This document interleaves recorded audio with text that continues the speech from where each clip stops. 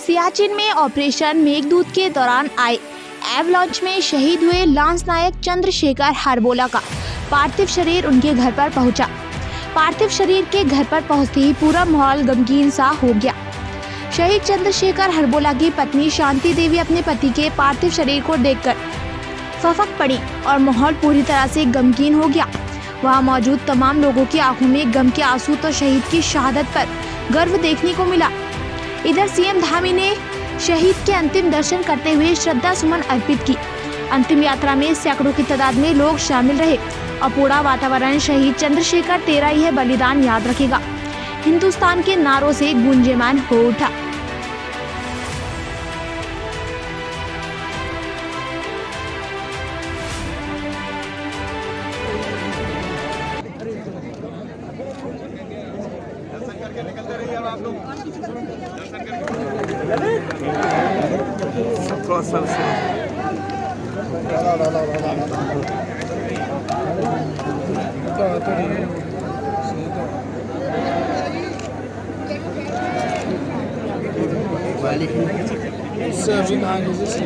ये वाली बीच वाली, ये वाली ना ये जो है दूर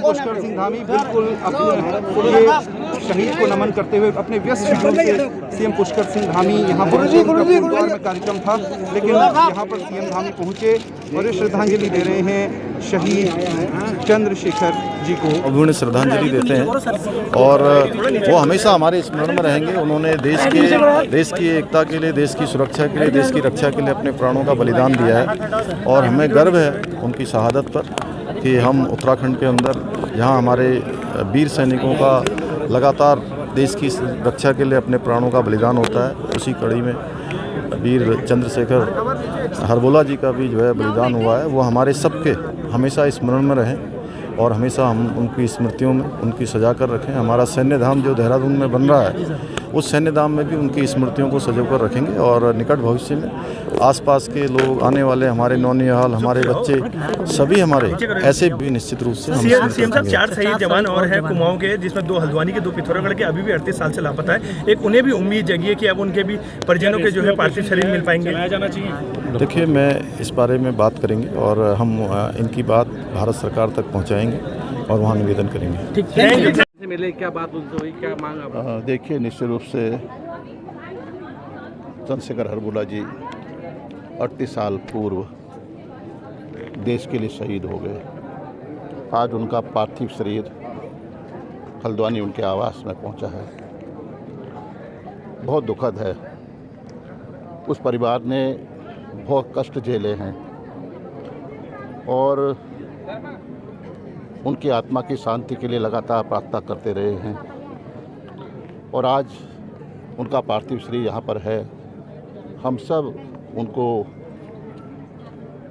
प्रार्थना करते हैं, ईश्वर से प्रार्थना करते हैं कि ईश्वर उनकी आत्मा को शांति दे, उनके परिवार को, उनके परिजनों को यह दुख सहन करने की शक्ति दे और निश्चित रूप से जिस तरह से उन्होंने त्याग और बलिदान दिया है, देश के लिए कुर्बानी की है, हम उनको श्रद्धांजलि के पुष्प अर्पित करना चाहते हैं, उनको नमन करना चाहते हैं, उनको वंदन करना चाहते हैं और हमारी राज्य सरकार से मांग भी है।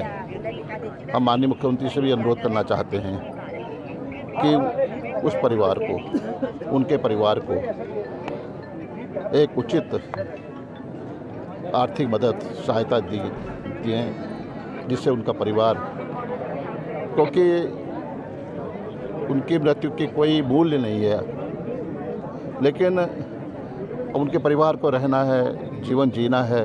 तो मैं चाहता हूं, हम चाहते हैं, पूरी पार्टी, कांग्रेस पार्टी चाहती है कि उनके परिवार को समुचित आर्थिक सहायता मिले जिससे कि वो अपना भरण पोषण कर सकें। 38 वर्ष कम नहीं होते हैं। जो उन्होंने झेला है, दंश झेला है, उसकी भरपाई होना संभव नहीं है। स्थानीय लोग की मांग है कि यहाँ पर जो सड़क है उसका नाम उनके नाम पर रखा जाए, किसी इंटरमीडिएट निश्चित रूप से जो उनका आवास है और ये मार्ग है, इस मार्ग का नाम स्वर्गीय अमर शहीद चंद्रशेखर हरबोला जी के नाम पर हो और यह मार्ग भी दुरुस्त हो, क्योंकि मैं देख रहा हूँ आज बहुत रास्ता बहुत ख़राब है, आवाजाही में यहाँ स्थानीय लोगों को भी तकलीफ़ होती है। और उनके नाम से अगर ये मार्ग का निर्माण होगा तो निश्चित रूप से हर वक्त हर समय उनका स्मरण हम लोग करते रहेंगे। उनका पार्थिव शरीर हम सब के बीच में पहुंचा है।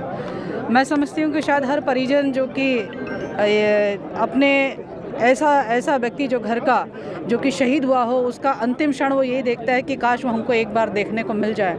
आज ईश्वर ने वो दिन उनको दिया है।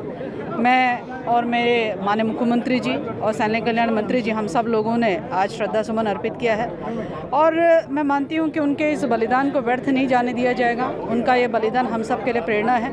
उनका ये बलिदान हम सब युवकों के लिए, देश की रक्षा सुरक्षा के लिए किस प्रकार से जज्बे के साथ में खड़ा रहा जा सकता है और देश की सेवा की जा सकती है, वो संदेश देता है।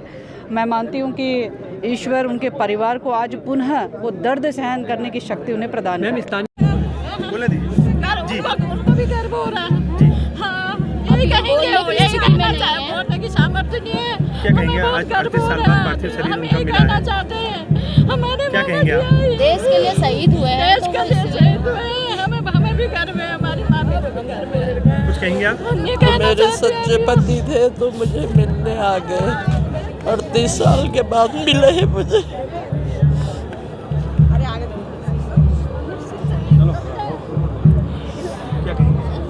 क्या कहेंगे बताइए आप इस हालत में? 38 साल बाद क्या कहना चाहिए? जलवे के साथ मिले और जलवे के साथ निकल गए।